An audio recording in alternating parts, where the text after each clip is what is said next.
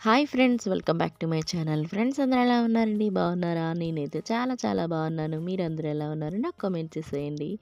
So, ఈరోజు ఒక 2 రెసిపీలతో మీ ముందుకొచ్చేసాను.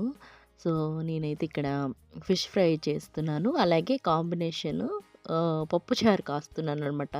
ఈ 2 కాంబినేషన్ భలే ఉంటుందండి. ఒకసారి ట్రై చేయండి తెలియని వాళ్ళైతే.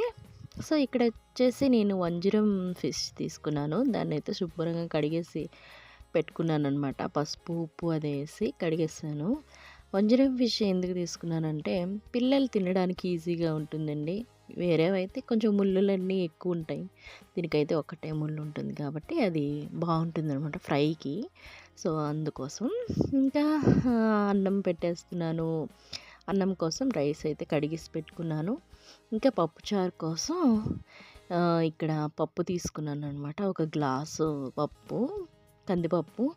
సో, ఒక గ్లాసు లేదా ముప్పావు గ్లాసు అయినా వేసుకోండి. చిన్న గ్లాసు మీ దగ్గర ఏదైతే చిన్నగా ఉంటుందో అది తీసుకోండి. ఒక నాలుగురికి తగ్గట్టుగా చేస్తున్నాననమాట. సో, కాబట్టి మీకు తగ్గట్టుగా చేసుకోండి. ఇంకా నేను పప్పుచారు కోసం చక్కగా కందిపప్పుని వాష్ చేసేసాను 2 సార్లు. తర్వాత దీనిలోకి ఉల్లిపాయ ముక్కలు, టమాటో ముక్కలు, పచ్చిమిర్చి ఇవన్నీ వేసేస్తాననమాట. మనకేంటంటే లంచ్ టైం కాబట్టి అన్నీ గబగబా అయిపోవాలనేసి ఇలా ఫాస్ట్‌గా అన్నీ ఒకేసారి చేసేస్తాననమాట. అన్నం పెట్టేసి దానిలోనే ఆ కుక్కర్‌లోనే పప్పు కూడా పెట్టేస్తాను. ఈజీగా అయిపోతుందండి. సాంబారు ఇలాంటివి చేసుకునేటప్పుడు కూడాను 2 ఒకేసారి పెట్టేసుకుంటాననమాట. తొందరగా అయిపోతుందనమాట పని. సో, ఇంకా ఒక పక్కన అవి ఉడుకుతాయి. అంతలోగా మనము వేరే పనైనా చేసుకోవచ్చు అన్నట్టుగా. సో, ఇక్కడ నేను టమాటో ముక్కలు, టమాటోలు 3 తీసుకున్నానండి. అలాగే ఉల్లిపాయ 1, పచ్చిమిరపకాయలు మన కారం తగ్గట్టుగా, అంటే ఇవి ఎక్కువ కారం ఉండవండి. అందుకే ఒక 5 వేసుకుంటున్నాను. ఒకవేళ మీ చిల్లీస్ అంటే మీ పచ్చిమిరపకాయలు కారం ఎక్కువ ఉన్నట్లే కొంచెం తగ్గించుకోండి అంతే. అంటే ఎక్స్ట్రా అనేది మనం యాడ్ చేయమన్నమాట కారం పొడి అనేది. సో, కాబట్టి మన పచ్చిమిరపకాయల కారమే, అలాగే ఎండుమిరపకాయలు తాలింపుకి వేసుకుంటాం అంతే. సో, కాబట్టి కారంకి తగ్గట్టు వేసుకోండి. ఇక్కడొచ్చేసి ఒక హాఫ్ ముక్క ఆనియన్ కూడాను ఇందులోనే వేసేసుకుంటున్నాను. ఇంక ఇదొచ్చేసి ఉంచుకుంటున్నాను అనమాట, తాలింపుకు వాడదాం అన్నట్టుగా. సో, ఇక్కడ రెడీ చేసేసుకున్నాను. కుక్కర్లో అన్నీ పెట్టేసుకుంటున్నాను. ఒకే దెబ్బకి 2 పిట్టలు అన్నట్టుగా చక్కగా. ఇందులో కావాలంటే ఇంకా ప్లేస్ ఉందనమాట. ఆలు ఫ్రై ఇలాంటివి చేసేటప్పుడు కూడా 3 ఒకేసారి పెట్టేస్తాను. అంత బెటర్‌గా ఉంటుందనమాట. ఇంకా మనకి హౌస్ వైఫ్‌లకి తెలిసిందే కదండీ! ఇంట్లో పనులు ఉంటాయి. అన్ని పనులతో పాటు వంట కూడా ఉంటుంది కాబట్టి అన్నీ ఒకేసారి అయిపోతాయి అన్నట్టుగా ఇలా పెట్టేస్తాను. అంటే తెలియని వాళ్ళు ఎవరు ఉండరు. ఒకవేళ తెలుసుకోవాలి అని అనుకుంటే మాత్రం ఈ టిప్స్ అనేది యూజ్ అవుతుంది అన్నట్టుగా పెడుతున్నాను. ఎవరికైనా యూజ్ అవుతుంది కదా ఈ టిప్స్ అనేటిది అన్నట్టుగా. కాకపోతే ఈ కుక్కర్ గురించి ఎంత ఎక్స్‌ప్లనేషన్ చేస్తున్నాను అంటే చూసారా, మా కుక్కర్ ఎంత తళతళ మెరిసిపోతుందో. దాన్ని కూడాను ఎప్పటికప్పుడు మెయింటైన్ చేసుకుంటూ ఉంటానండి. అంటే జిడ్డుగా ఉన్నది ఏదైనా సరే క్లీన్ చేసుకోవడం ఈజీగా అనేది ఆల్రెడీ వీడియో పెట్టాను. ఈ వీడియో కింద డిస్క్రిప్షన్‌లో దాని లింక్ అయితే ఇస్తాను, చూసుకోండి. ఎలా అయినా పెద్ద వస్తువుల్ని కొంచెం క్లీన్ చేయడం కష్టమే కాబట్టి అది ఈజీగా ఎలా చేయాలో చూపిస్తానన్నమాట. సో, ఇప్పుడైతే నేను ఫిష్ ఫ్రై కోసం జీలకర్రని ఫ్రై చేసుకొని పొడి చేసుకుంటానండి. సో, అదైతే కంపల్సరీ మా ఇంట్లో ఉంటుందన్నమాట. ఎప్పుడు కావాలంటే అప్పుడు ఆ పౌడరు వేసుకొని చేసుకోవచ్చు. అంటే అదొక్కటే కాదండి, ఇంకా జీలకర్ర పొడి వేసినట్లయితే ఆ ఫ్లేవరు వేరేలా ఉంటుంది. కాకపోతే ఇంక అన్నీను గరం మసాలా, ధనియాల పొడి, ఇంకా ఉప్పు, కారం, పసుపు ఇవన్నీ వేసుకుంటాను. కాకపోతే ఇది జీలకర్ర పొడి అనేది కొంచెం స్పెషల్ అనమాట. అంటే ఆ ఫ్లేవర్ రావడానికి యూస్ అవుతుంది. సో ఇక్కడ వచ్చేసి నేను 3 స్పూన్లు ధనియాల పొడి వేసుకున్నానండి. అలాగే 1.5 స్పూను ఏమో గరం మసాలా, అలాగే రుచికి తగ్గట్టు ఉప్పు, అలాగే కారం కూడాను మన టేస్ట్కి తగ్గట్టు అయితే వేసుకుంటున్నాము. ఇప్పుడు నాకు క్వాంటిటీ బట్టి నేను వేసుకుంటున్నానండి. అంటే ఏదో అందాజు మీద వేసేస్తున్నాను, కానీ ఇంత అనేది అయితే పెద్దగా నేను కొల అయితే చూసుకోను. సో చేపలు బట్టి ఎన్ని ముక్కలు అయితే ఉంటుందో దాన్ని బట్టి మనం వేసుకోవాలి. ఇక్కడ మిరియాల పొడి కూడాను వేసుకుంటున్నానండి, 1 స్పూన్ వరకు. ఇంకా జీలకర్ర వేయించి చల్లారిన తర్వాత పౌడర్ చేసుకున్నాను కదా, అది కూడాను 1 స్పూన్ అయితే వేసుకుంటున్నాను. ఇలా వేసి అన్నీ ఉప్పు, కారం, పసుపు, ధనియాల పొడి, తర్వాత గరం మసాలా, జీలకర్ర పొడి ఇవన్నీ వేసిన తర్వాత ఒకసారి మిక్స్ చేసుకుంటే దానిలోకి అల్లం వెల్లుల్లి పేస్ట్ కూడాను వేసేసుకోవాలన్నమాట. ఒక 2 స్పూన్ల వరకు వేసుకున్నాను. సో ఆ ఫ్లేవర్ నచ్చేవాళ్ళు వేసుకోండి, లేదా కొంచెం తక్కువ వేసుకోండి. కానీ అల్లం వెల్లుల్లి పేస్ట్ వేస్తే ఏదైనా బాగుంటుందన్నమాట. దీనిలోకి ఒక నిమ్మకాయ చెక్కని పిండేస్తున్నాను. ఒక హాఫ్ అయినా లేదా ఫుల్ అయినా వేసుకోండి. నేను ఇక్కడ ఒక నిమ్మకాయ వరకు వేసుకుంటున్నాను, ఎందుకంటే ఆల్రెడీ మన చేపలు కొంచెం ఎక్కువ ఉన్నాయి కాబట్టి కొంచెం ఎక్కువ చేసుకుంటున్నాను మసాలా అయితే ప్రిపరేషను. సో దీన్ని మిక్స్ చేసుకోవాలన్నమాట. మంచిగా శుభ్రంగా అన్నీ కలిసేలాగా కలుపుకోండి. ఇందులోకి కొంచెం అంటే 1 స్పూన్ వరకు ఆయిల్ కూడాను వేసుకుంటున్నానండి. ఇలా ఆయిల్ వేసుకొని దానిలోకి కొంచెం కొంచెం వాటర్ అనేది వేసుకొని మసాలా పేస్ట్ లాగా మనం రెడీ చేసేసుకుందాం. మరీ అంత జారుగా కాకుండా కొంచెం గట్టిగానే ముద్దనైతే కలిపేసుకున్నాను.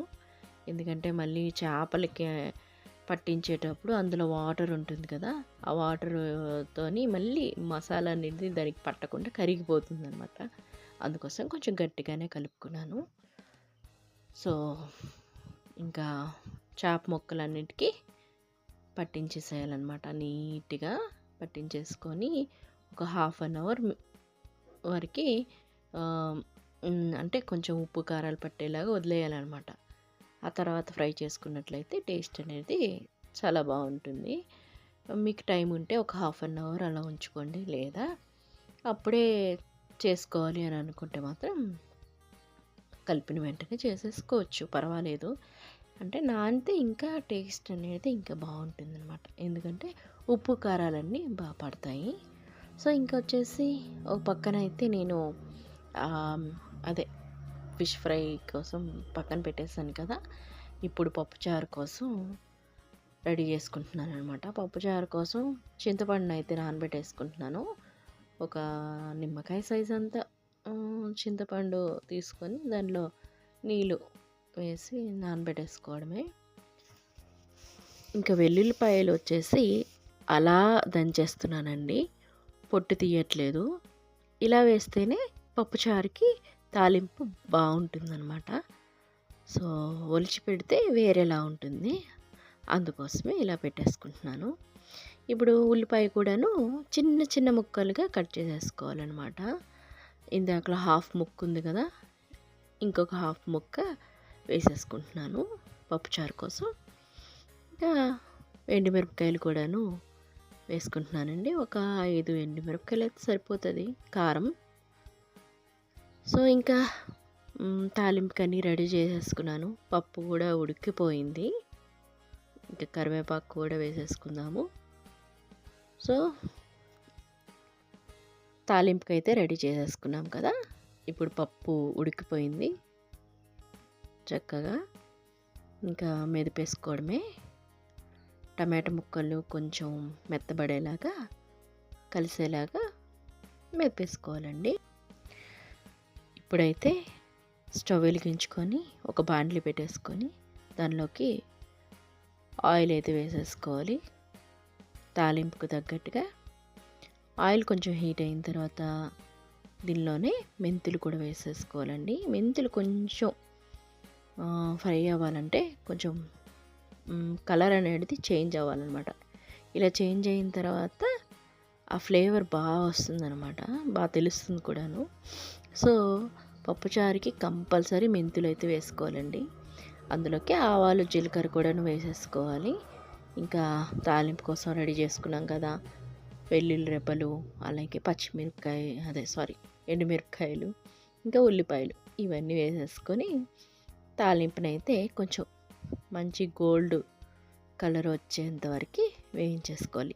తాలింపు ఎంత మనము చక్కగా వేయిస్తామో ఏ చారులైనా అంత టేస్ట్ అనేది ఉంటుందండి. ఇది జనరల్గా అందరికీ తెలిసిందే, కాకపోతే మళ్ళీ ఒకసారి చెప్తున్నాను అన్నమాట. సో తాలింపులోనే మనకి కాస్తున్నది చార లేదా సాంబార ఇవన్నీ తెలిసిపోతాయి అన్నమాట. ఆ తాలింపు వాసనకే ఆకలేసేయాలన్నమాట, అంత ఫ్లేవర్గా ఉండాలి. సో తాలింపు రెడీ అయిపోయిందండి. ఈ కలర్లో వస్తే సరిపోతుందన్నమాట. తాలింపు రెడీ అయినట్టే. ఇందులోకి మనం పెట్టుకున్నాం కదా ముందుగా పప్పు, అయితే అది వేసేసుకోవాలన్నమాట. ఇంకా తాలింపుతో సహా ఈ పప్పు అనేది చక్కగా ఉడకాలన్నమాట. సో ఇలా పప్పునైతే ఉడికించేసుకున్నాం కదా, ఇందులోకి మనం చింతపండు నానబెట్టుకున్నాం కదండి. మీ టేస్ట్కి తగ్గట్టుగా చింతపండుని పులుపుని వేసుకోవచ్చు. మేమైతే ఎక్కువ తినము, అలాగని తక్కువ తినము, మీడియంగా ఉంటుంది పులుపు అయితే. పప్పుచారుకి మెయిన్లీ పులుపు ఉండాలన్నమాట, అప్పుడే బాగుంటుంది. మనకి ఎంత క్వాంటిటీ కావాలో దానికి తగ్గట్టుగా పులుసుని యాడ్ చేసుకోండి. అలాగే దానిలోకి ఎక్స్ట్రా వాటర్ కూడా యాడ్ చేసుకోండి. సో మీ టేస్ట్కి తగ్గట్టుగా ఉప్పునైతే వేసుకోండి, అంటే రుచికి తగ్గట్టు వేసుకోండి. దీనిలోకి ఒక 1/2 స్పూన్ వరకు పసుపు కూడా వేసేసుకోవాలన్నమాట. పసుపు కొంచెం తగ్గించుకొని వేసుకోండి, ఎందుకంటే ఎక్కువైనా మళ్ళీ వేరే స్మెల్ వచ్చేస్తుంది అనమాట, పసుపు వాసన, అది బాగోదు. సో ఇప్పుడైతే నేను రుచి చూసుకున్నాను, అన్నీ సరిపోయాయా లేదా అన్నట్టుగా. కొంచెం ఉప్పు సరిపోలేదు, కొంచెం వేసుకుంటున్నాను అనమాట. సో ఫైనల్గా కరివేపాకు ఇంకా కొత్తిమీర ఈ 2 వేసి మరొక 2 పొంగులు వచ్చేంత వరకు పప్పుచారుని అయితే కాచుకోండి.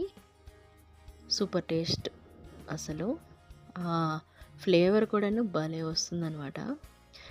అది మరుగుతున్నప్పుడే మంచి గుమ వాసన వచ్చేస్తుందండి, అప్పుడే ఆకలేసేస్తుంటుంది అనమాట. నాకైతే పప్పుచారు కాచినప్పుడు మాత్రం భలే ఆకలేసేస్తుంది. సో రెడీ అయిపోయిందండి పప్పుచారు అయితే. ఇంకా ఫిష్ ఫ్రై కోసం మనం రెడీ చేసేసుకోవాలి. సో ఎప్పుడెప్పుడు వంట అయిపోతుందో, ఎప్పుడెప్పుడు వడ్డించుకొని తినేసేయాలి అన్నట్టుగా ఉంటుంది. సో పప్పుచారు రెడీ అయిపోయిందండి. ఇప్పుడు మనం ఫిష్ ఫ్రై చేసేసుకుందాము. ఫిష్ ఫ్రై కోసం కడాయి పెట్టేసుకున్నాను. కడాయి కొంచెం హీట్ అయిన తర్వాత దాంట్లోకి ఆయిల్ అయితే వేసేసుకోవాలి. ఆయిల్ కొంచెం ఎక్కువనే పడుతుంది అనమాట. మనం డీప్ ఫ్రై ఏం చేయట్లేదు, కాకపోతే ఫ్రై చేసిన ఆయిల్ కొంచెం పడుతుంది అనమాట. అన్ని పక్కల కొంచెం వేగాలి కాబట్టి, చేప ముక్క అన్నది కాబట్టి దానికోసం కొంచెం ఒక 2 టేబుల్ స్పూన్ వరకు వేసుకోండి. ఆయిల్ హీట్ అయిన తర్వాత ఒక్కొక్క చేప ముక్కని ఈ పెనంలోకి వేసుకోవాలన్నమాట. ఇలా వేసి నెమ్మదిగా, అంటే స్లో ఫ్లేమ్లో అలా 2 పక్కల దోరగా, అంటే మరీ అంత మాడిపోయేలా కాకుండా రోస్టెడ్గా వేయించుకోవాలన్నమాట. అంటే ఫ్రై చేసేసుకోవాలి. ఫ్రై చేసుకునేటప్పుడు కూడాను మరీ లోపల పచ్చిగా బయట ఫ్రై అయిపోయేలా కాకుండా అంటే 2 సైడ్లును లోపల కూడా మంచిగా కుక్ అయ్యేలాగా స్లో ఫ్లేమ్లో అలా నెమ్మదిగా ఫ్రై చేసేసుకోండి. టేస్ట్ బాగుంటుంది, అలాగే లోపల నుంచి ఫ్రై అవుతుందన్నమాట. సో అంతేనండి, సింపుల్ ఫిష్ ఫ్రై ఇంకా సింపుల్ పప్పుచారు అంటారు కదా పెద్దలు, ఉప్పు చేప పప్పుచారు అనేసి మా అమ్మమ్మ అనేదనమాట. సో నాకు తెలిసి అప్పట్లో ఉప్పు చేప అంటే ఎండు చేపలు పొయ్యిలో కాల్చేసి పప్పుచారు కాసేసి తినేవాళ్ళమే. ఇప్పుడు ఇలా తింటున్నాం అంతే, పెద్ద తేడా ఏం లేదు. ఫిష్ ఫ్రై అయితే రెడీ అయిపోయిందండి. చూస్తుంటేనే నోరు ఊరిపోతుంది. ఇంకా పప్పు చారుతో తింటే అద్దిరిపోతుందన్నమాట. ఖచ్చితంగా మీరు కూడా ట్రై చేసి మీకు ఎలా వచ్చిందో ఖచ్చితంగా నాకు కామెంట్ చేసి చెప్పండి మరి. అలాగే ఈ వీడియో నచ్చినట్లయితే ఒక లైక్ అయితే చేసేయండి. మీ ఫ్రెండ్స్ అండ్ ఫ్యామిలీతో షేర్ చేసుకోండి. అలాగే కొత్త వాళ్ళైతే మన ఛానల్ని తప్పకుండా సబ్స్క్రైబ్ చేసుకోండి. బెల్ ఐకాన్ని ప్రెస్ చేసుకోండి. ఎప్పుడు నేను వీడియో పెట్టినా మీకు నోటిఫికేషన్ వచ్చేస్తుంది అనమాట.